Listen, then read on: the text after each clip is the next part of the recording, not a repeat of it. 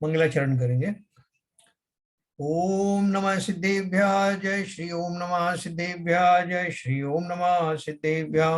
मंगलम भगवान वीरो मंगलम गौतमो गणी मंगलम कुंद कुंदाद्यो जयंधर्मोस्तु मंगलम। सर्वमंगल मांगल्यम सर्व कल्याण कारकम प्रधानम सर्वधर्माणां जयनं जयतु शासनम जैनम जयतु शासनम जैनम जयतु शासनम।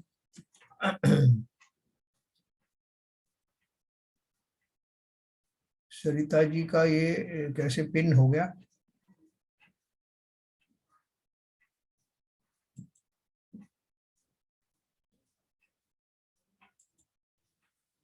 एनीवे, हम बात कर रहे थे योगेंद्र देव द्वारा रचित परमात्म प्रकाश के बाद जो योगसार है उसका हम उनके द्वारा रचित प्राकृत भाषा में जो उन्होंने दोहों की रचना की है उनके माध्यम से हम टू दी पॉइंट आत्मा के बारे में और आत्मा से जुड़े हुए जो जो उनके व्याख्यान है उनके बारे में हम चर्चा करेंगे। तो हमने कल तक 60 दोहे पढ़े थे। 60वें दोहे से मैं फिर से शुरू करूंगा।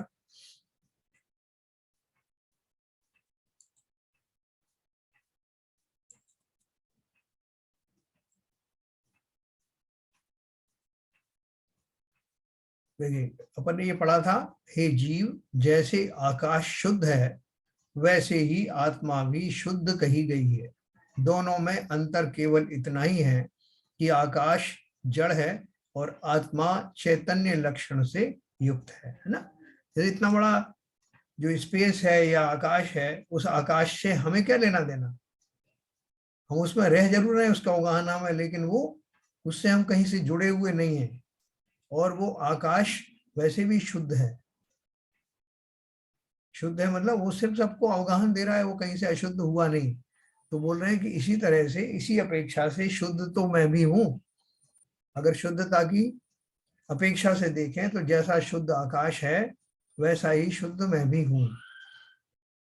लेकिन फर्क कितना है कि आकाश द्रव्य जो है वो जड़ है और मैं चेतन। ये बात सिर्फ इसलिए कही गई है कि शुद्धता की अपेक्षा से मैं भी उतना ही शुद्ध हूं, मेरा भी किसी से कुछ लेना देना है नहीं। निश्चय से ऐसा ही है। लेकिन व्यवहार से जब तक मैं पराश्रित भावों से घिरा हुआ हूं, निज को नहीं जान रहा हूं, तब तक मैं शुद्ध नहीं कहलाता। सिर्फ इन भावों की अपेक्षा से, स्वभाव की अपेक्षा से तो हमेशा ही शुद्ध हूं। तो अगला दोहा उन्होंने बोला, नासज्ञ अभ्यंतर है जे जो वह अशरीरु बाहुड़ी जम्मिण संभवई पिवैन जननी खीरु। जो नासिका पर दृष्टि रखकर अभ्यंतर में अशरीर आत्मा को देखते हैं, वे इस लज्जाजनक जन्म को फिर से धारण नहीं करते और वे माता के दूध का पान नहीं करते। ये अपन ने कल पढ़ा था कि वो लज्जाजनक क्यों कहा, क्योंकि ये जन्म प्राप्त करना फिर से मरण का कारण बनता है। मरते वक्त में फिर आर्त ध्यान में मस्त हो जाता हूँ। जन्म के समय में भी वो कष्ट होते हैं, तब भी मेरे जाने अनजाने में बहुत कर्मों का बंध होता है, बहुत तीव्र आर्त ध्यान होता है, जन्म और मरण दोनों में ही। तो जन्म मरण होते रहना अर्थात मेरे पुरुषार्थ में वो सामर्थ्य अभी तक आया नहीं कि मैं जन्म मरण से परे हो जाऊं। इसलिए उसको लज्जाजनक कहा कि मैं इतना सामर्थ्यवान होने के बाद भी धिक्कार है मेरे सामर्थ्य पर, जो अब तक इस जन्म मरण के खेल का अंत नहीं कर पाया। वो बहुत सारी हमने जन्म लिए तो बहुत माताओं के दूध का पान का उन्होंने साथ में उपमा दी है। अगला दोहा है 61, अशरीरु भी अशरीरु भी सुशरीरु मुनि यु शरीरु जड जाने मिच्छा मोह परिचय मुत्युनियम विणामणि। अशरीर आत्मा को ही सुंदर शरीर समझो, इस शरीर को जड़ मानो है। मिथ्या मोह का त्याग करो और अपने शरीर को भी अपना मत मानो। देखो दो बातें कही, अशरीर यानी आत्मा को ही सुंदर शरीर समझो। क्यों समझे? क्योंकि मेरी आदत पड़ गई, हर पर्याय में जो जो मुझे शरीर मिलता है उसको मैं उससे बहुत प्यार करता हूँ, वो मुझे अच्छा लगता है। यहाँ तक कि जब मैं बूढ़ा हो जाता हूँ तब भी मैं उस शरीर को छोड़ना नहीं चाहता। कोई मुझसे कहे कि भाई साहब आपको देव बनना, हाँ साहब बनना है, तो कैसे देव बनना चाहोगे? आप नया शरीर लेना पसंद करेंगे? बोले नहीं नहीं साहब, है यही ठीक है। बोले यही क्यों ठीक है? बोले नहीं साहब इसको छोड़ना नहीं चाहता मैं, छोड़ने का अर्थ ही तो मरण है ना, वो मैं नहीं करना चाहता। आप तो इसी को ले जाओ स्वर्ग में, हमें बना दो देव। बोले ये टूटा फूटा शरीर साहब, झुर्रियां उर्रियां पड़ रही हैं, आपसे चलते बनता नहीं है, हाथ पैर कांपते हैं, आपके भोजन हजम होता नहीं है, ऐसे शरीर को लेके क्या करो? नहीं साहब वो तो जो ये है जैसा है वही चाहिए। अर्थ क्या है कि हम जिस पर्याय में जान जाते हैं उस पर्याय के शरीर को बहुत प्यार करते हैं। कीड़े मकोड़े भी उस शरीर को देह को छोड़ना नहीं चाहते, है ना। वो प्रसिद्ध कहानियां है कि वो मल में कीड़ा हुआ था और उसको भी जब कोई मारने गया तो उसके अंदर घुस गया। तो ऐसा हम सब शरीरधारियों की, संसारियों की ये दशा है। तो बोल रहे हैं कि अगर तुम्हारी आसक्ति शरीरों में रहती है और शरीरों को सुंदर मानना या सुंदर शरीर को प्राप्त करना, ये सब हमारी इच्छाएं अभिलाषाएं बनी रहती हैं, तो ये मान के चलो कि इन शरीरों के बाद में आत्मा रूपी शरीर को ही वो परम प्रिय शरीर मानो और अपने भावों में संतुष्ट रहो। शरीर क्यों चाहिए? वो कवर है, अच्छा लगता है साहब, वो कवर की जरूरत कहाँ है? कांच के बर्तनों को पैकिंग में इसलिए रखते हैं कि वो टूट फूट ना जाए, इसलिए पैकिंग की जरूरत होती है। लेकिन अगर वो कांच इस तरह का हो, इस क्वालिटी का हो कि जिसको पैकिंग हटाने के बाद भी उसका कुछ भी बिगड़े नहीं, तो हम क्यों चाहेंगे कि बिना बात का एक आवरण हमारी आभा मंडल पर पड़े? इसलिए उस अशरीरी शरीर उसको सुंदर मान करके उसमें ही अपनापन मानो ना। मिथ्या मोह का त्याग करो और अपने शरीर को भी अपना मत मानो। इस शरीर को अपना मानने की आवश्यकता नहीं है, क्योंकि जो मैं हूं वो इस शरीर से कहीं अधिक सुंदर हूं। जैसे रत्न किसी डब्बे में रख दिए जाते हैं, हार वगैरह रख दिया जाता है, और कोई उस डब्बे से ही प्रीति करे कि साहब ये कितना अच्छा है, और अंदर के माल को जो है वो ज्यादा परवाह ना करे, तो ऐसी मूर्खता हमें नहीं करनी। अपय अपुमणंत यह किमणे हा फलु होई, केवल नाणु विपर्णवै सासय सुखुलहे। आत्मा को आत्मा से जानने में यहाँ कौन सा फल नहीं मिलता, और तो क्या इससे केवल ज्ञान भी हो जाता है और जीव को शाश्वत सुख की प्राप्ति होती है। आत्मा को आत्मा से जानने में यहाँ कौन सा फल नहीं मिलता। देखो हमें करने के लिए क्या है, तो जिस समय वो जो आता है ना वो चिंतामणि रत्न, तो चिंतामणि रत्न के सामने खड़े होके आप जो चिंतन करेंगे वो चीज प्राप्त हो जाती।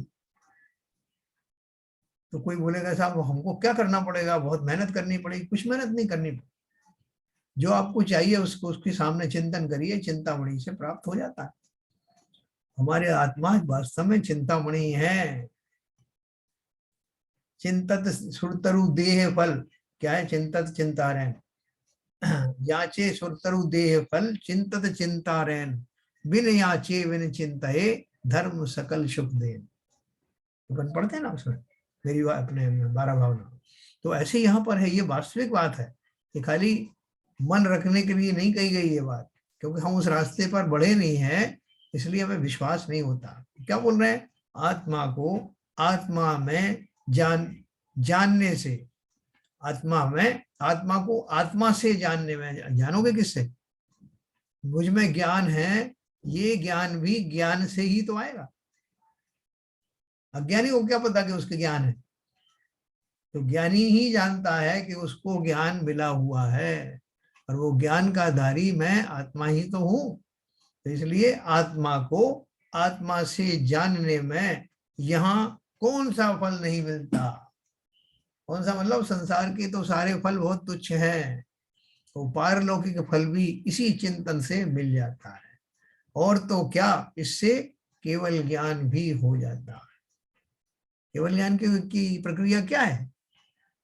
केवल ज्ञान में क्या कहा, अपना जो कुछ भी ज्ञान हमारे पास प्रकट है, उतने ज्ञान भर से उस अपने उत्कृष्ट ज्ञान के बारे में चिंतन करना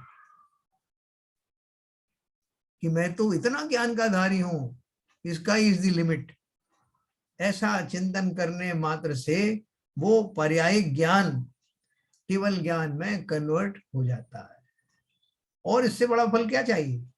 और केवल ज्ञान जानने होने के बाद तो आप जानते हो, तीनों लोकों का ज्ञान एक साथ युगपत होता है और जीव को शाश्वत सुख की प्राप्ति होती है ना। देखो हमारे सुख की परिभाषा क्या है? हमसे कोई बोलेगा भाई साहब आपको क्या तकलीफ क्या है, बोले साहब तकलीफों की मत पूछो, बहुत तकलीफ है। तो बोले आप क्या चाहते हो? बोले हम ये चाहते हैं कि सर कि हमें जो है जब भी भूख लगे तो बहुत बढ़िया भोजन मिले, नींद आए तो हमको बढ़िया सा बिस्तर का अरेंजमेंट हो जाए, और हमको कुछ कमाने वमाने की चिंता ना लगे, अपने आप ही उतना रुपया आ जाए, बरस जाए, वो सब काम हो जाए, हमारी दिनचर्या बढ़िया चलती रहे, वो यही हम चाहते हैं। हमने कहा अच्छा ठीक है, तो भोजन करना जरूरी है क्या? बोले जब भोजन इसलिए करना पड़ता है कि भूख लगती है। बोले अगर हम आपका ऐसा इंतजाम कर दें कि आपको भूख ही ना लगे और उससे भी कई गुना आपको आनंद प्राप्त हो, जितना आपको स्वादिष्ट भोजन करने से मिलता है उससे भी ज्यादा आपको रस आने लगे, तो हो बोले बहुत बढ़िया, ये तो आप ऐसा कर दो व्यवस्था।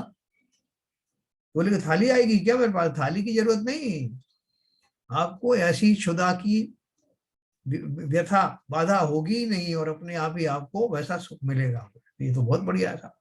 और धन की आपको आवश्यकता पड़ेगी नहीं, धन से जो जो चीजें खरीदना चाहते हैं वो स्वतः ही आपको न केवल मिल जाएगी, बल्कि ना भी मिले तो उनको जैसे प्राप्त होने का जो सुख होता है वो सुख आपको प्राप्त होगा।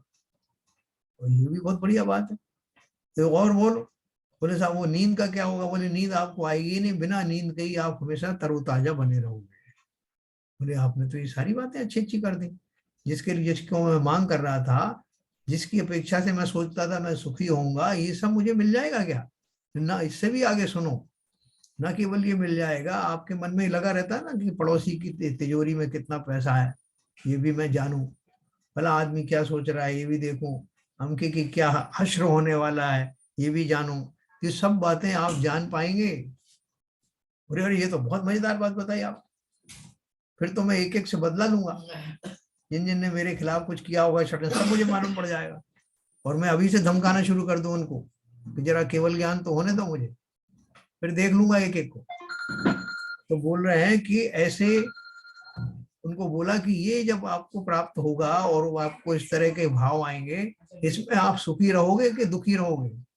बोले भाई साहब सुखी तो नहीं रहेंगे, क्यों? फिर मैं इसी काम में लगा रहूंगा, किससे बदला लेना है, किसको जो है बदला देना है, किसका क्या करना है, मैं उसमें उलझ जाऊंगा, इसलिए इसमें सुखी तो नहीं रहूंगा।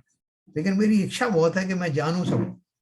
देखो केवल ज्ञान के फलस्वरूप होने वाली दशा में आपको ये सब मिल रहा है कि नहीं? ना भूख की चिंता, ना प्यास की चिंता, ना आपको नींद की चिंता, ना धन आदि कमाने की चिंता, ना ही दूसरे वस्तुओं के बारे में जानने की इच्छा, और किसी का भला बुरा करने की आकुलता से रहित ऐसा वो केवल ज्ञान जो आपको सब तरह से वीतराग भाव में रखते हुए आपके पास आता है, तो आपकी सुख का, खुशी का क्या ठिकाना। हम अल्टीमेटली सुखी होना चाहते हैं ना, तो ये सुख है ना। किसी तरह के पंचेंद्रियों की बात तो छोड़ो, उसके अलावा भी कोई आकुलता व्याकुलता जीवन में हो ही नहीं, सब समाप्त हो जाए, जन्म मरण समाप्त हो जाए, बुढ़ापा आदि समाप्त हो जाए, तो आपने तो सब अच्छी अच्छी बातें बता दी। तो मुझे अवश्य ऐसा केवल ज्ञान चाहिए, तो बताओ कैसे प्राप्त होगा और कौन कहाँ से लेके आऊंगा, कौन मुझे देगा? ये सहज में ही हमारे भाव आते हैं प्रारंभिक भूमिका में। तो उन्होंने क्या बोला कि आत्मा को जानने मात्र से वो सब फल मिलेंगे जिनको मैं जाने अनजाने चाहता रहा हूं, और यही शाश्वत सुख का कारण बनेगा, इससे परे कोई सुख है नहीं। और मैं तब तक ये भी जान जाऊंगा कि सुख का प्राप्त करने वाला मैं ही हूं और वो सुख मुझ में ही है। ऐसा भाव जैसे जैसे आएगा, हमारे आ रहा है, ऐसा नहीं है, तुरंत आएगा भी नहीं 100%, लेकिन हमें उसकी भूमिका में ये तो मालूम पड़ने लगा ना। जैसे हम कोई औषधि का सेवन करते हैं तो पहले हमको वो वैद्य जी बताते हैं या मित्र लोग बताते हैं, ऐसा फला फलाने औषधि खाने से ये रोग दूर हो जाते हैं। तो अभी तो हम सुन रहे हैं, समझ रहे हैं कि अच्छा ऐसा होता है क्या, अच्छा अब लाना पड़ेगा, कहाँ से लाऊंगा, ये सब प्रक्रिया चलने लगती है। और एक दिन हम उसको लेके आते हैं और हम देखते हैं कि वास्तव में जिस जिस चीज से औरों को लाभ हुआ, मुझे भी किंचित लाभ प्रारंभ हो गया। तो उसी तरह से ये केवल ज्ञान रूपी जो दशा है, अभी हम शास्त्रों में पढ़ रहे हैं कि ऐसा ऐसा हुआ, इतने जीव मोक्ष चले गए, उनको ये लाभ हुआ और वो संसार से पार हो गए। अभी हम खाली इसको समझ रहे हैं। अभी तो हमारे ऐसे तीव्र भाव भी नहीं हुए हैं कि काश उस औषधि का मैं भी सेवन करूं, तो कहाँ मिलेगी, कैसे मिलेगी, अभी ऐसा हमको। अब देखो बहुत सारी जो औषधियों के बारे में व्हाट्सएप पे और कहाँ कहाँ आता रहता है, लेकिन हम उसको ज्यादा परवाह नहीं करते। कोई बोलता है साहब फलानी औषधि के बारे में आपने पढ़ा, हाँ मैंने भी देखा था, एक वीडियो आया था। हमारी अभी कोई इच्छा नहीं है कि मैं उसको को प्राप्त कर लूं। ऐसी भूमिका में हम अभी हैं। हम भी वो सब वीडियो देख रहे हैं, ऑडियो वीडियो जिनेन्द्र देव के बनाए हुए, उन जो जिन वाणी को पढ़ने के माध्यम से। और अभी हमें अब बहुत ज्यादा उसके ऊपर विश्वास नहीं आया, बहुत तीव्र रुचि भी नहीं हुई है, लेकिन हाँ हल्की फुल्की रुचि तो शुरू हो गई है। क्योंकि जो जिन तर्कों के माध्यम से जैन दर्शन को समझाया जाता है, उन तर्कों से हम ये तो समझ गए हैं कि ये सारे सुख हमने जो है बहुत बार भोगे हैं और इनसे हम पूर्णता आकुलताओं से निवृत्त नहीं हुए। इसलिए कुछ है तो सही, लेकिन अभी पूर्ण रुचि और वो तड़फ प्राप्त करने की होना बाकी है। तो अगला दोहा पढ़ते हैं। जे पर भाव चे विमुनि अप्पा अपमुणंती, केवल नान स्वरूप लई ते संसारु मुचंती। जो मुनि पर भाव का त्याग कर अपनी आत्मा से अपनी आत्मा को पहचानते हैं, वे केवल ज्ञान प्राप्त कर संसार से मुक्त हो जाते हैं। जो मुनि परभाव का त्याग कर अपनी आत्मा से अपनी आत्मा को पहचानते हैं, है ना। ये बात तो, ये डायलॉग बहुत काम का है कि हम किससे पहचानेंगे कि मेरी आत्मा है, कैसे पहचानेंगे। मेरे आप ज्ञानी हो ना, जितना भी ज्ञान आपके पास है उस ज्ञान मात्र से ही वो परम ज्ञान तक पहुंच पाएंगे। बोले साहब मेरे पास एक चिंगारी है, तो चिंगारी से अग्नि प्रज्वलित हो जाएगी क्या? बोले करके देखो, एक भूसे के ढेर में एक छोटी सी चिंगारी फेंको, देखो कमाल, पूर्ण अग्नि में वो कन्वर्ट हो जाती है। उसी प्रकार से मेरा जो क्षयोक्ष समय ज्ञान है, उस ज्ञान से ही आत्मा को मैं पहचान सकता हूँ और कसर पूरी हो जाएगी रुचिवान होने के बाद। अगर मैं उसको, उस लक्ष्य को प्राप्त करना चाहूंगा, तो मेरा ये वर्तमान पर्यायिक ज्ञान ही काफी है उस केवल ज्ञान तक पहुंचने में। और यही काम मुनि करते हैं, समस्त प्रभावों को छोड़ करके अपने आत्मा में ही पूर्ण उपयोग लगाते हैं और केवल ज्ञान प्राप्त करके संसार से मुक्त हो जाते हैं। तो हम बार बार ये महिमा पढ़ेंगे तो हमको कभी ना कभी तो अपनी आत्मा की महिमा और केवल ज्ञान की महिमा अवश्य आएगी। धन्ना ते भयवंत बुहु जे पर भाव चयंती, लोया लोए पयास यरु अप्पा विमल मुणंती। उन भगवान पंडित को धन्य है, देखो क्या शब्द यूज किया, उन भगवान पंडितों को धन्य है जो पर भाव का त्याग करते हैं और जो लोक प्रकाशक निर्मल आत्मा को जानते हैं, है ना। ये टीका संस्कृत में भी ऐसे दिया है। धन्यः ते भगवन्तः बुधा ये पर भावम त्यजन्ति, लोका लोक प्रकाशकरम आत्मानं विमलम जानन्ति। तो उन भगवान पंडितों का अर्थ क्या है? जो परभाव का त्याग करते हैं और जो लोकालोक प्रकाशक निर्मल आत्मा को जानते हैं। है। तो अपन इसको दो तरह से इसका अर्थ करें।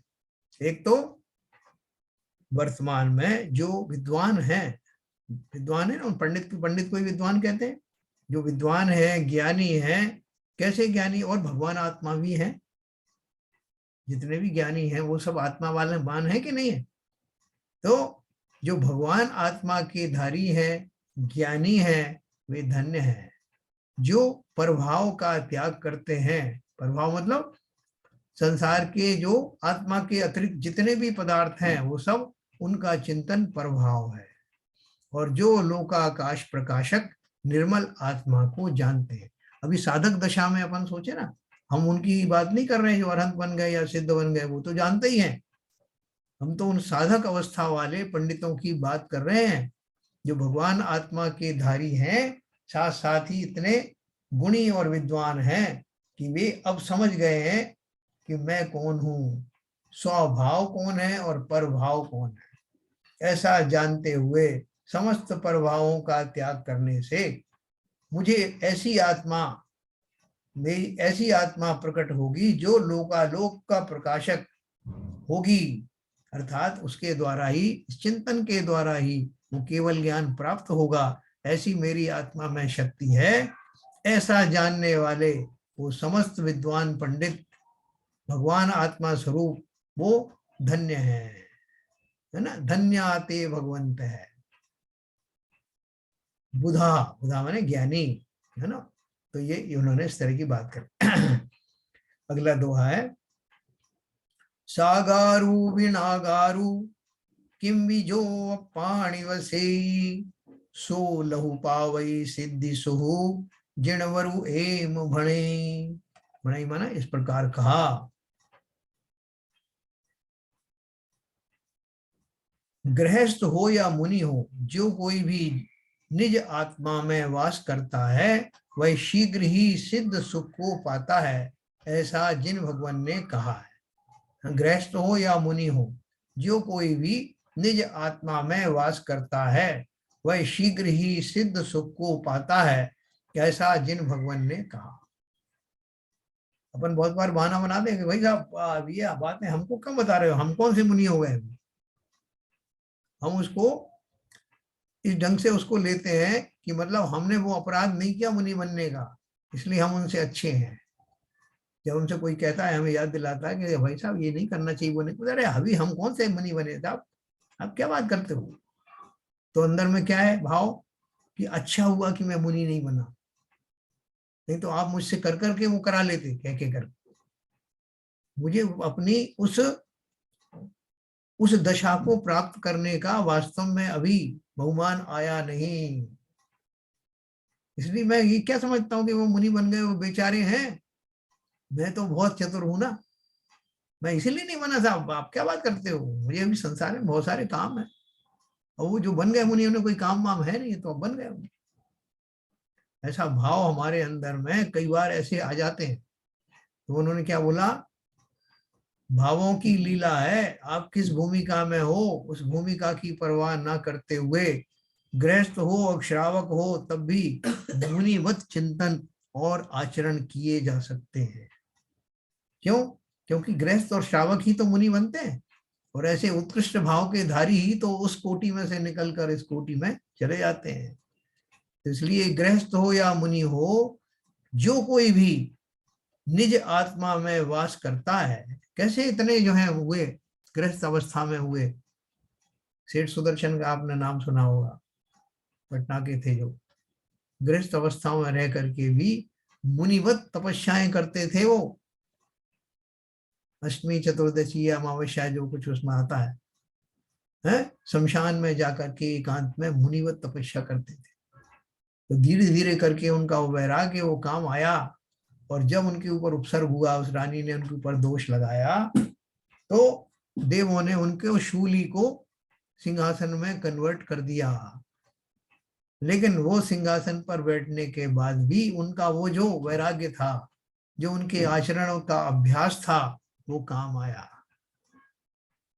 उनसे कहा कि साहब आपका ये सब उपसर्ग टल गया, रानी ने क्षमा मांग ली, या जो कुछ भी हुआ, अब आप जो है, राजा ने भी कह दिया निरापद हैं, आप मेरे आधे महल पर अधिकार कीजिए। उन्होंने क्या बोला कि राजन, आपने बहुत अच्छा काम किया, उन रानी का भी मैं बहुत शुक्रगुजार हूँ जिन्होंने मुझे इस निसार संसार से मुक्त होने में एक चोट और लगा दी, और अब मैं आधा राज नहीं लूंगा, मैं तो पूर्ण राज लूंगा। मैं आत्म राजा हूं। मैं अब और इसी वक्त, मैं अब घर भी नहीं जाने वाला।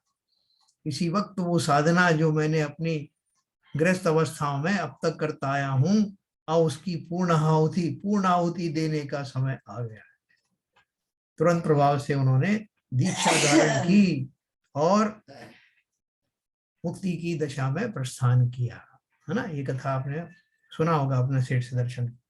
तो बोले, गृहस्थ हो या मुनि हो, जो कोई भी निज आत्मा में वास करता है वह शीघ्र ही सिद्ध सुख को पाता है, ऐसा जिन भगवान ने कहा।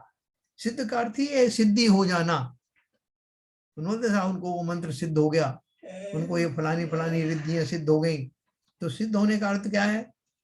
सिद्ध होने का है कि उसमें उसकी जो पराकाष्ठा पर जो पहुंचा जाता है, उसका जो लास्ट जो लक्ष्य होता है, उस लक्ष्य को प्राप्त करना ही तो सिद्धि कहलाता है। आत्मा ने क्या सिद्धि प्राप्त की? यही सिद्धि प्राप्त की कि जो उसका स्वभाव था उसमें वो लौट आया, स्थापित हो गया। अगला दुआ है, विरला जानहि तत्तु बुहु, विरला निसुणहि तत्तु, विरला झायहि तत्तु जिये, विरला धारहि तत्तु। विरले पंडित लोग ही तत्वों को समझते हैं। विरले पंडित लोग, ऐसे देखो, विरले पंडित लोग क्यों कहा? खाली पंडित लोग नहीं कहा, पंडितों में भी वो विरले ही होते हैं जो तत्वों को समझते हैं। ज्ञानियों की कमी थोड़ी, लेकिन उनका ज्ञान कैसा है? तत्व ज्ञान से रहित है। तो यहाँ तो ऐसे ज्ञानियों की बात चल रही है जो न केवल निपुण हो ज्ञान में, बल्कि तात्विक ज्ञान में पारंगत हो। विरले पंडित लोग ही तत्वों को समझते हैं, विरले ही तत्वों को श्रवण करते हैं, विरले ही तत्वों का ध्यान करते हैं, और विरले जीव ही तत्वों को धारण करते हैं, है ना। ये पूरी स्टेजेस बताई हैं कि पहले तो तत्वों को समझो, जैसे अपन अभ्यास कर रहे हैं कि 7 तत्व क्या है, 9 पदार्थ क्या है, 6 द्रव्य क्या है, इनको समझ के भली भांति। क्यों समझना है इनको? क्योंकि मैं अपने द्रव्य की खोज कर रहा हूं कि इन सब में मैं कहाँ। तो इसलिए वो द्रव्यों के माध्यम से मैं अपने अस्तित्व को भली भांति जानने लगता हूं। उसके बाद, जानने के बाद अगली स्टेज आती है तत्वों का श्रवण करना। श्रवण करना ना, भाव पूर्वक समझना उनको। फिर विरले ही तत्वों का ध्यान करते हैं। समझ में आने के बाद अब वो चिंतन के लेवल पर आ गया, और फिर अभी वो चारित्र में नहीं आया, तो बोल रहे हैं विरले जीव ही तत्वों को धारण करते हैं, मतलब अपनी चारित्रिक दशा ही वो हो गई है। तत्वों को धारण करने का अर्थ क्या है? उसमें सबसे अहम तत्व कौन है? मैं हूं, जीव हूं। उस जीव का चिंतन, संपूर्ण उपयोग जब जीव में ही लगता है, तब कहा जाता है कि मैंने तत्वों को धारण किया। ये इतनी स्टेजेस हैं। अब इन स्टेजों में से हमारी स्टेज दिनों दिन निखरती जा रही है। अब इसमें अंदाज लगाना कि हम कौन सी स्टेज में हैं। विद्वान तो आप सभी ही हैं, कोई कम नहीं है। क्यों? क्यों विद्वान क्या है? जो अपने बारे में सोच सकता है, मेरे लिए क्या अच्छा है, मेरे लिए क्या बुरा है। जो जितने मात्र को समझ गया वो सब ज्ञानी है, विद्वान ही है। मूर्ख तो अपन उसे कहते हैं ना जिसको ये नहीं पता कि मेरे लिए क्या अच्छा है क्या बुरा। तो इसलिए इस अपेक्षा से हम सब ज्ञानी हैं, और उन ज्ञानी में भी थोड़ी सी हमारी कैटेगरी जो अभी भली कमजोरी है, कच्चापन है, उसमें ये 4 स्टेजेस को पूरा करते ही हम भी वही तत्वधारी अरहंत बन जाएंगे। विरले पंडित लोग ही तत्वों को समझते हैं, विरले ही तत्वों को श्रवण करते हैं, विरले ही तत्वों का ध्यान करते हैं, और विरले जीव ही तत्वों को धारण करते हैं। एक मैं आपको और सुनाऊंगा। इउ परियण नहु मोहतणु, इउ सुहु दुख हेउ, इम चिंतन इम चिंतत किम करई, लहु संसार छेउ। यह कुटुंब परिवार निश्चय से मेरा नहीं है, यह मात्र सुखदायक ही हेतु है, यह मात्र सुख दुख का ही हेतु है। इस प्रकार विचार करने से शीघ्र ही संसार का नाश किया जा सकता है ना। यह कुटुंब परिवार निश्चय से मेरा नहीं है, ये हमें ऐसा भाव आता है क्या? नहीं आता। अगर आता होता तो मैं जो प्रतिदिन मनाई जाने वाली घटना है, किसी का हैप्पी बर्थडे है, किसी का कोई शादी ब्याह है, ना उनमें हर्षित होता, ना कि सगे संबंधियों से बिछुड़ने के समय में उतना संतापित होता। ये दोनों मेरी दशाएं कहाँ आई हैं? नहीं साहब, हम तो ऊपर ऊपर से करते हैं साहब, वो करना पड़ता समाज में, थोड़ा सा हैप्पी बर्थडे भी करना पड़ता है और वो ओम शांति भी करना पड़ता है, वो इसी भाव से कर देते हैं साहब। तो ये भाव हम किसके लिए रखते हैं? जो हमारे नहीं है। उसमें RIP और ओम शांति फटाफट लिख देते हैं, एक शब्द लिख दिया साहब, बहुत दुख हुआ, और फटाफट वो छाप दिया। और ऐसे हैप्पी बर्थडे में अपना जो व्हाट्सएप वगैरह है ना, तो बहुत आसानी से लिख देते हैं हैप्पी बर्थडे टू यू। लेकिन ये हम सब जानते हैं कि जिस निरपेक्ष भाव से हमने वो आदान प्रदान किया है, वो हमारे अंदर तक थोड़ी छुआ है। ऐसा ही भाव रखना, चाहे वो अपने निकट के सगी संबंधी ही क्यों ना हो। तब तो आपने इस बात को समझा भली भांति, वरना तो हमने अभी भी दो भेद कर दिए।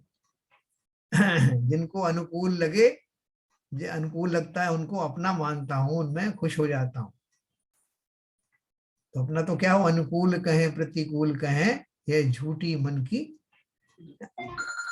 जब हमको ये ऐसा समझ में आने लगे, तब समझो कि वास्तव में हमने वो अचीव कर लिया है।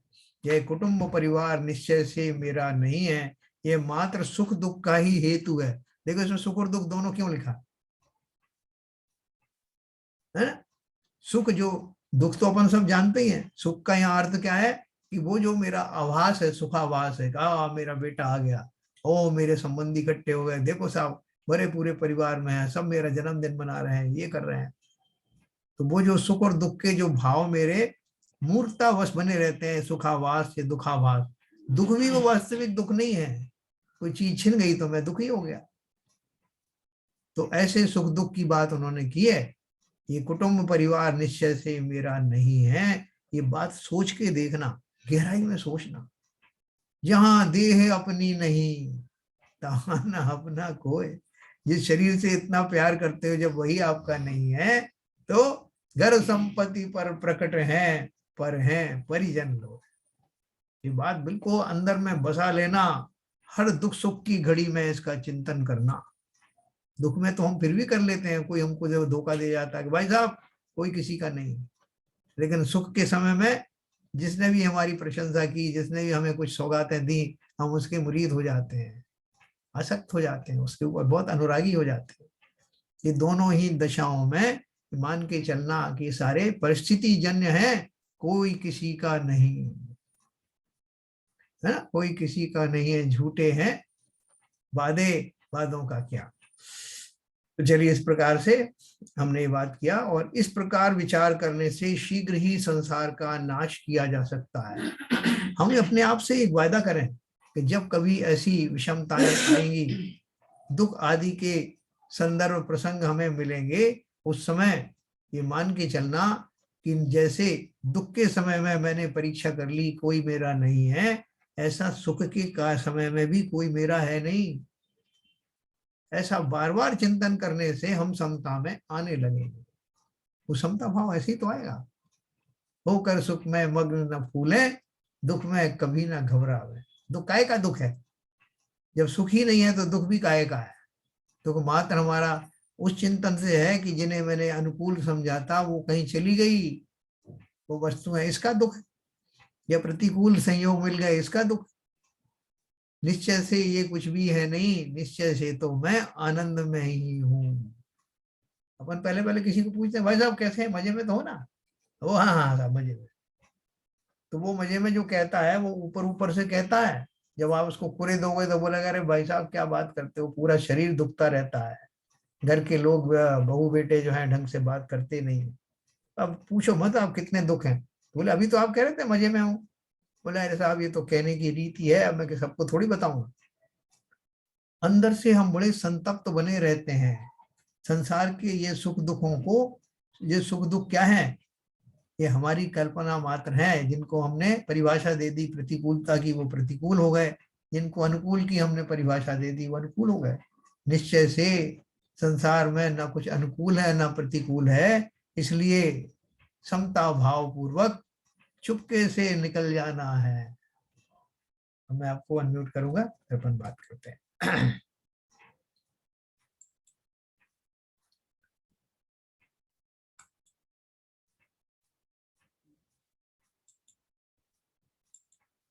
हाँ सर। सरिता जी का पिन हो गया क्या ये? है सरिता जी का ये पिन हो गया। वहां जाके कॉर्नर पे जाके अनपिन कर दीजिए उसको। वो 3 बिंदी आएंगी लेफ्ट, उसको 3 बिंदी आएंगी, उसको क्लिक करके अनपिन कर दीजिए। अच्छा, pause chat live on YouTube, इसमें तो नहीं आ रहा 3 बिंदी हो। नहीं नहीं, आप अच्छा इधर में, हाँ ओके।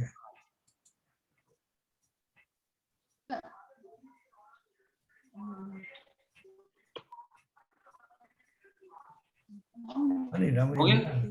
नहीं मिला। Hide lock meeting naval waiting room,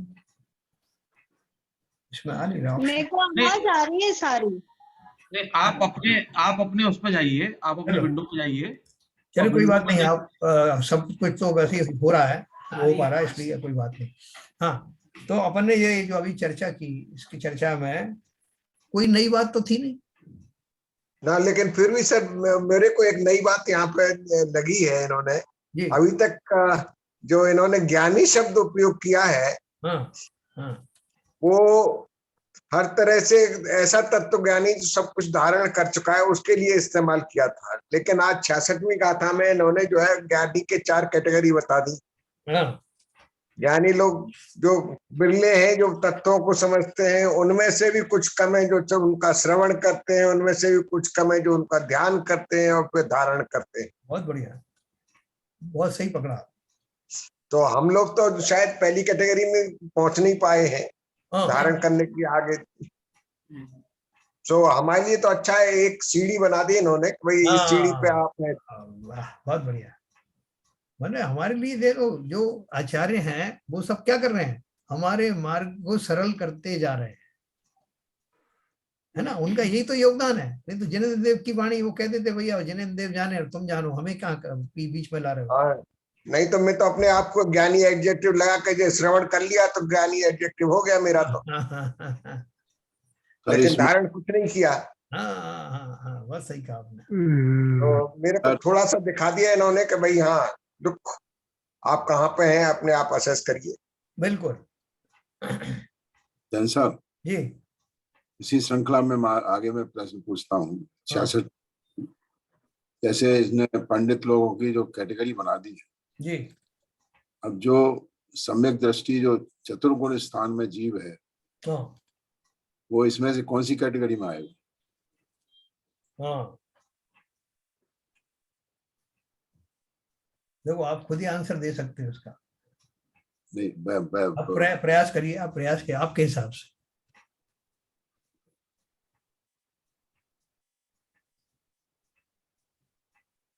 तत्वों को समझने वाला कौन है? एक्चुअली चौथे में पार्टली कर रहे हैं, बाकी 3 तो वो पूरा कर ही रहे हैं फिलफिल। धारण वाला पार्ट जो है, तो धारण चारित्र की वाला बात पार्ट होगी ना, जो है धारण चल रहा करना। है, उनका बस पूरा धारण नहीं हुआ है। तो धारण करने का मतलब चारित्र धारण करना है बेसिकली। धारित करने वाला तो सम्यक चारित्र्य 5वें गुण स्थान पहुंच जाए। हाँ ऊपर के तो गुण वही स्थान वाले प्रोसेस चल जितने रहा है हैं, उनका पूरा छठवें नहीं हुआ। साथ में ऊपर के गुण स्थान वाले जितने हैं वो तत्वों को धारण करने वालों में हैं 5 ऑनवर्ड्स। हाँ, और ये जो है तत्वों का ध्यान करते हैं, अथवा चिंतन करते हैं, चिंतन करने वाले सब चतुर्थ गुण स्थान वर्ती हैं।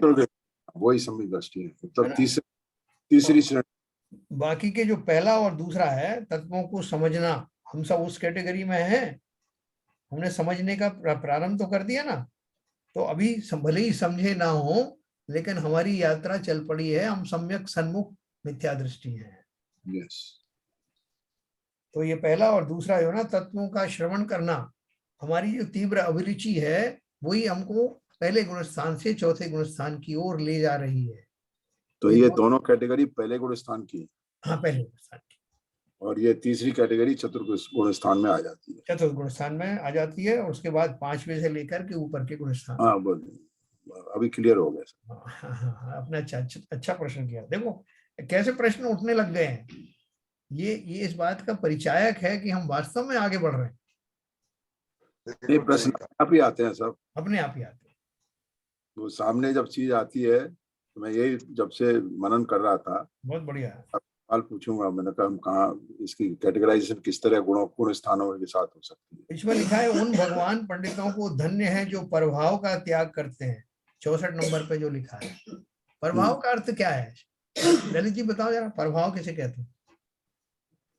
प्रभाव मतलब भेद ज्ञान हो गया उनको, और पर की उनकी चिंता नहीं, केवल सौ के बारे में ध्यान रखते हैं वो। हाँ, पर का उनका कोई कंसर्न नहीं है। स्वयं से अलग। हाँ, तो 100 में ध्यान है उनका, वैसे स्वचिंतन।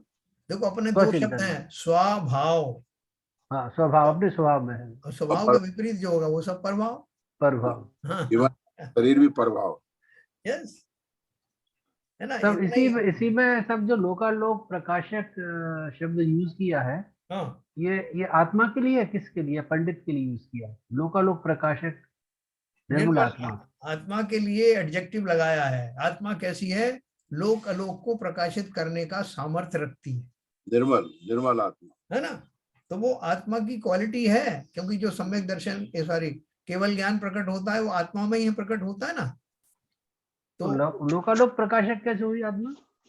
लोक और अलोक को जानने वाली प्रकाशक का अर्थ है समस्त संसार में रहने वाले, लोक में रहने वाले समस्त द्रव्यों का ज्ञान जिसमें झलकता है, ऐसा वो सामर्थ्य रखने वाला आत्मा है। आत्मा एक बहुत बड़ा कैनवास है, बहुत बड़ा शीशा है, उसमें लोक अलोक की समस्त घटनाएं, समस्त वस्तुएं झलकती हैं। प्रकाशित करने का अर्थ है झलकना, उनके ज्ञान में आती है, इसलिए वो प्रकाशित हो गया। केवल ज्ञान की स्थिति है, मतलब केवल ज्ञान का धनी है ना आत्मा, तो ऐसा उन्होंने एडजेक्टिव लगाया। और जो लोकालोक प्रकाशक निर्मल आत्मा को जानते हैं, ऐसी आत्मा जो लोकालोक को प्रकाश करने वाला है। ऐसी कौन सी आत्मा है? बोले समस्त आत्मा है, सभी आत्माओं की। लोकालोक प्रकाशक से ऐसा मतलब निकलता है जैसे कि लोकालोक में प्रकाश हो रहा है, एक्चुअली वो तो लोकालोक को जान रही है कि झलक रहा है, उसके आत्मा में झलक रहा है। हाँ, वही तो बात है। लोकालोक में कुछ नहीं हो रहा।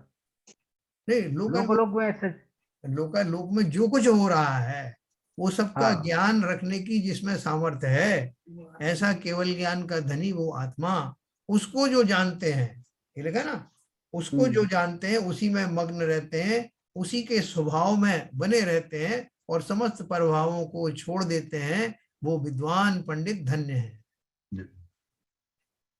ठीक है ना। प्रकाशित करने का अर्थ ये नहीं कि वो टॉर्च दिखाते हो, थोड़ा प्रकाश यहाँ भी कर दो साहब। ये उसका लिटरल मीनिंग नहीं ले सकते हैं। हाँ, नहीं, लिटरल मीनिंग तो नहीं ले रहा था मैं, हाँ, मतलब ऐसे लग रहा था सेंटेंस से कि जैसे निर्मल आत्मा ये सब लोकालोक प्रकाशक से मतलब क्या है, दूसरों को, दूसरे जो जीव हैं उनको वो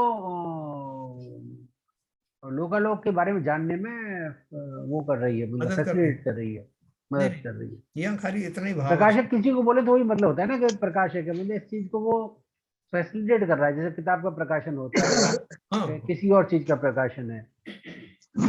यहाँ खाली उन्होंने आत्मा का एडजेक्टिव लगाया है कि वो कैसी आत्मा को जानते हैं। उन भगवान पंडितों को धन्य है जो प्रभाव का त्याग करते हैं, ये इतनी बात हो गई। और जो लोकालोक प्रकाशक निर्मल आत्मा को जानते हैं, केवल ज्ञान रूपी आत्मा, मतलब ऐसी आत्मा जो लोकालोक में वो जानती है, लोकालोक जो जिसके ज्ञान में झलकने लगते हैं, ऐसी निर्मल आत्मा को जो जानते हैं, ऐसे ज्ञानियों को वो नमस्कार कर रहे हैं, उनका बहुमान कर रहे हैं। हमारी आत्मा भी वही है। हमने एडजेक्टिव लगा करके ये बात कही, हम सभी आत्माओं के लिए बात है। हमारी आत्मा नहीं है क्या स्वपर प्रकाशक? हमारी आत्मा नहीं है क्या निर्मल? अवश्य है। स्वभाव अपेक्षा से, शक्ति अपेक्षा से हम सब भी वही हैं, है ना। और उसको हम जान नहीं पा रहे हैं। हमारी कमजोरी क्या है कि विद्वान तो उसको देख पा रहा है, मैं उसे देख नहीं पा रहा हूं, है ना। उसको अप्रिशिएट नहीं कर पा रहा हूं, यही कमी है खाली। क्या शैलेंद्र जी, आप तो अप्रिशिएट कर रहे हो लगता है बैठ कर? नहीं सर, अब यहाँ सब आज तो गुरु पूर्णिमा का दिन है और सारे के सारे गुरु बैठे हैं, तो ज्ञान सब प्रकाश डाल रहे हैं अपने अपने ज्ञान का, तो अच्छा लग रहा है। हाँ, तो अब हमारी आत्मा को कब ये केवल ज्ञान मिलेगा, ये तो अभी तो नहीं कह सकते, लेकिन उस तरफ प्रयास जारी है। बहुत बढ़िया, बहुत बढ़िया। तो मेरे ख्याल से अपन ने जो कुछ अभी तक पढ़ा है उसमें से बहुत सारी चीजें हैं, रिपीट हैं, लेकिन वो उन्होंने नए नए शब्दों में उसको पिरोया है। तो बात तो एक ही है, आत्मा की ही चर्चा है सब जगह, लेकिन उसको तरह तरह से इसलिए समझाया जाता है कि हम वैरायटी एंटरटेनमेंट के आदी हो गए, है ना। तो ये हमारा वैरायटीज के रूप में निकलता है। क्या सरिता जी, कैसा लग रहा है आपको? ये सब आत्मा की बात ठीक लग रही है क्या, कि कम करें अच्छी इसमें? लग रही। हाँ। तो इसमें अभी अब हमारी जो दशा है, उस दशा से हम आगे बढ़ने के लिए कुछ करें या ना करें, ये सब अपने आप हो जाएगा। कल का एक मेरा क्वेश्चन था लास्ट का, कल हाँ हाँ आपको हाँ था याद दिलाना, तो हाँ जी हाँ। मैं जो बात बोला था कि अभी जो दूसरों को समझाने का भाव जो रहता था, ये जो या हाँ, दूसरों को मतलब करेक्ट करने का भाव है, बराबर। धीरे धीरे खत्म होता जा रहा है। मतलब उसमें पढ़ने का भाव नहीं आ रहा। हाँ देखो, ये जो उनका ये कल को बहुत बढ़िया टॉपिक था, इस टॉपिक को जरा सब लोग अपने अपने हिसाब से बताइए। अभी शैलेंद्र जी की जो जो दशा आ चली है, जिसमें वो कहते हैं कि मुझे ज्यादा विकल्प नहीं आते कि किसको सुधारूं, किसको ठीक करूं, किससे क्या करूं, किसको समझाऊं, सब जो कुछ है अपने हिसाब से चल रहा है, ऐसे भाव आने लगे हैं। तो आप सबका क्या कहना है इसमें? कमेंट क्या क्या है कि गृहस्थी में रह करके ऐसे भाव रखना ठीक है, या दूसरे कुछ भाव रखे जा सकते हैं, या इस भूमिका में जल्दी से जल्दी आ जाना है, क्या करना चाहिए? पर ऐसा है, हाँ ये तो परिस्थितियों के ऊपर निर्भर करता है। जब तक गृहस्थ जीवन में है, हमारी क्या जिम्मेदारियां हैं, और अगर ऐसे भाव आ रहे हैं, अगर आइडियली बोला जाए तो ये तो बहुत ही अच्छे भाव हैं, जी। क्योंकि अंततः इन चीजों से विरक्ति हो रही है, और इनमें इनसे दूर रहने से अपना मान का मतलब जो राग द्वेष है वो कम ही होंगे। मगर उसके साथ में अगर गृहस्थ जीवन में कोई जिम्मेदारी की वाली बात है, तो उस समय थोड़ा सा अगर संबोधन किया जाए, बिना इसके सोचे हुए कि इसका रिजल्ट क्या होगा, इससे अपने में आर्त और औदराद ना आए, तो उसमें कोई बुराई नहीं है। मैं तो इस चीज का मतलब समर्थन कर। बोलो आरपी जन साहब। बिल्कुल सही है सर। गृहस्थ में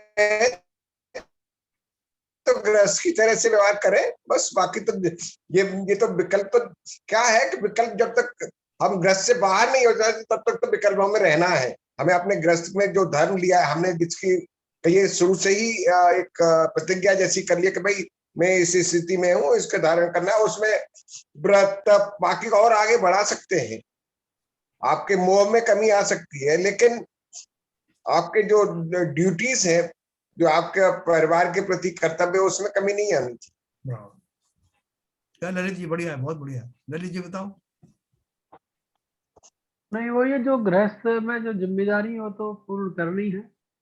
बिल्कुल। यही है कि उसमें बहुत फंसा है नहीं, अपना कर्तव्य निभा के खुश रहें उसमें। एक्चुअली कई बार क्या होता है कि इतना कर्तव्य निभा रहे हैं और फिर उसमें इतना वो हो जाते हैं, मोह में फंसते हैं, ये फिर उसकी वजह से हम और उसमें द्वेष करते हैं या क्रोध करते हैं, जैसा हम सोच रहे, मतलब ये फिर हम भूल जाते हैं कि हर चीज स्वतंत्र है एक्चुअली, और वो अपने हिसाब से उसकी का जो है ना मंजिल है वही इसकी बनेगी, हम केवल निमित्त है। ओके। हम फिर उसमें कर्तापना ले आते हैं एक्चुअली, ये हम गलती करते हैं। रस में बस अपनी जिम्मेदारी निभाएं, कर्तापना ना लाएं, बाकी और जीव स्वतंत्र है। आई थिंक ये दो चीज याद रखें कि जीव स्वतंत्र है, हर जीव स्वतंत्र है, हाँ, और मैं करता नहीं हूँ, तो गृहस्थ में जो है बहुत अच्छा चलेगा कार्यक्रम। वाह, बहुत बढ़िया। हाँ विपुल जी बोले, विपुल जी। मैं एक चीज और मैं कहना चाहूंगा, हाँ, जो शैलेंद्र ने जो स्थिति बताई कि जब भी ऐसी सिचुएशन आती है मैं तटस्थ हो जाता हूँ या न्यूट्रल हो जाता हूँ, तो ये कहीं भी सिचुएशन हो सकती है, गृहस्थ में हो सकती है, समाज में हो सकती है, या किसी भी प्लेटफॉर्म पर हो सकती है। जब तक हम ये सांसारिक जीव गृहस्थ जीवन में है, सामाजिक जीवन में है, अगर वास्तव में आपको लग रहा है कि आपके तटस्थ रहने से बहुत बड़ा नुकसान होने वाला है, तो उस समय अपना सुझाव देने में कोई बुराई नहीं है कि भाई सही रास्ता ये है, अगर आप गलत रास्ते पे जाएंगे तो इसका ये परिणाम होगा, बाकी आप सोच लीजिए। इतना मेरा कहना है, मेरे विवेक से मैं ऐसा समझता हूँ। ये मैं और ऐड करना चाहूँगा। हाँ, ठीक बात। बोलिए विपुल जी। नहीं सर, वही है जो अभी श्रीजन साहब ने कहा, जरूर पार्टिसिपेट जरूर करना चाहिए, अपना कर्तव्य निभाना चाहिए। अगर मेरे इन्वॉल्वमेंट होने से कोई परिस्थिति सुधर सकती है तो जरूर करना चाहिए। सिर्फ मुझे उसमें इन्वॉल्व इतना ज्यादा नहीं होना है कि अगर फिर मुझे उसमें कशाय नहीं करनी है कि मेरी बात, मैंने बोला मेरी बात नहीं मानी गई, नहीं या सुनी गई है। मेरे को सम्मान नहीं दिया, या मेरी बात को काट दी। उस टाइम पे अगर हमें ये बात समझना चाहिए कि अगर मेरा समझाने से ये प्रॉब्लम सॉल्व होनी होगी तो होगी, नहीं होनी होगी तो ये मेरे समझाने से भी नहीं होगी। लेकिन इसका मतलब ये नहीं है कि मैं ट्राई ना करूं, मुझे ट्राई तो जरूर अवश्य करना चाहिए, बट उसके बाद जो भी परिणाम हो उसमें मुझे अपने आप को अलग रखना चाहिए, इन्वॉल्वमेंट नहीं करना चाहिए कि भाई मैंने अपना काम कर दिया और बाकी जो होनी थी वो हुई। बहुत बढ़िया, बहुत बढ़िया। नीरजा जी थोड़ा आप और दें अपना कमेंट, फिर अपन शैलेंद्र जी से बात करेंगे। नीरजा जी हैं? हाँ जी जी, मेरा भी यही मानना है कि हमें अपना कर्तव्य तो निभाना चाहिए, लेकिन उसमें जैसे बहुत ज्यादा इन्वॉल्व हो जाएं, खेत खिन्न हो जाएं, वो नहीं होना चाहिए। उसकी कोशिश करना चाहिए कि हम उसमें कम से कम इन्वॉल्व हों, लेकिन अपना कर्तव्य पूरी तरह से निभाना चाहिए। तो ये संभव है ना? दोनों दोनों संभव दशाएं। है, हाँ। प्रैक्टिस की जरूरत है, क्योंकि राग द्वेष बहुत है, तो इस चक्कर में इन्वॉल्व हो जाते हैं। वाह, बहुत बढ़िया। शैलेंद्र जी बोलिए, वाह। अनम्यूट करिए, अनम्यूट। मैं किसी से वो ऐसा मेरा वो नहीं है, उसमें विवाद नहीं है, बट मेरा ये कहना है कि अभी हम जैसे जिस स्थिति में पहुंचे हैं कि अभी हम लोगों की ऑलमोस्ट करियर कंप्लीट होने में 2-3 साल हैं, बच्चे भी सब सेटल्ड हैं, और मैंने ये देखा कि हमारी जो बात है ना वो ज्यादातर मानी नहीं जाती है। हर आदमी का अपना अपना पॉइंट ऑफ व्यू है, वो उसको रख के चलता है।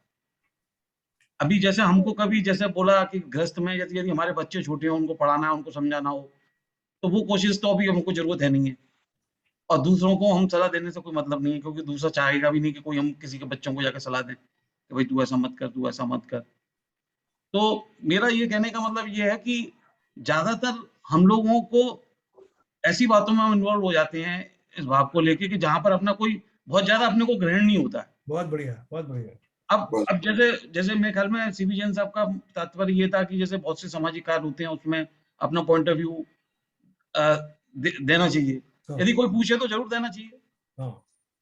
और ना पूछे तो आप चुप रह सकते हो तो चुप रहो, और यदि उछल उछल के तो नहीं बोलना चाहिए कि भाई ऐसा कर लो वैसा कर लो। बहुत बढ़िया, बहुत क्योंकि बढ़िया। ज्यादातर मैंने बात मानी गई है कि भीड़ के अंदर बात करने से तो कोई मतलब ही नहीं होता, वहां बात मानी ही नहीं जाएगी।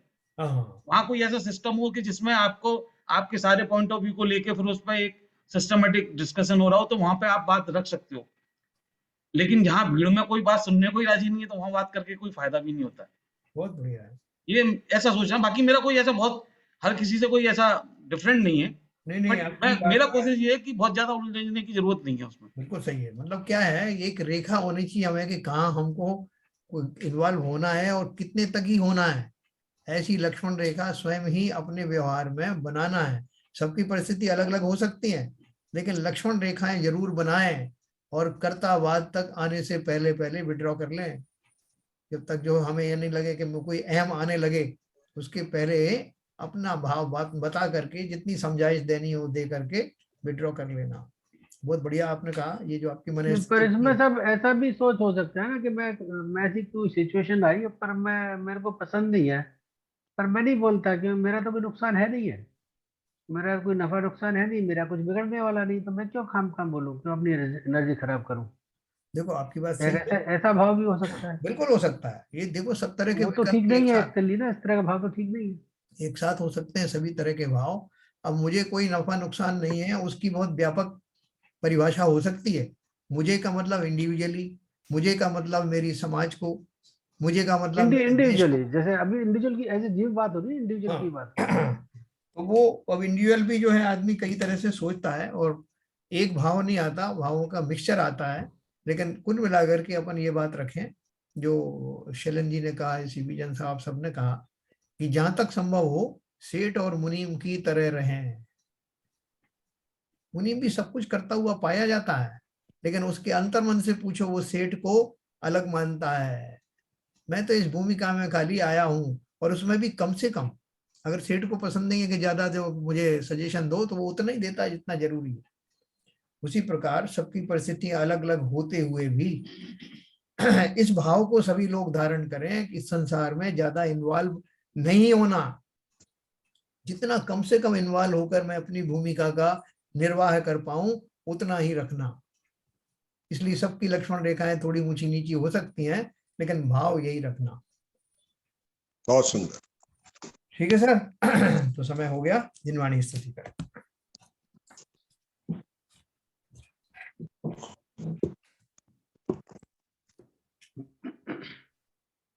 मिथ्यातम नाश वेको ज्ञान के प्रकाश वेको आप परभास वेको भानु सी बखानी है।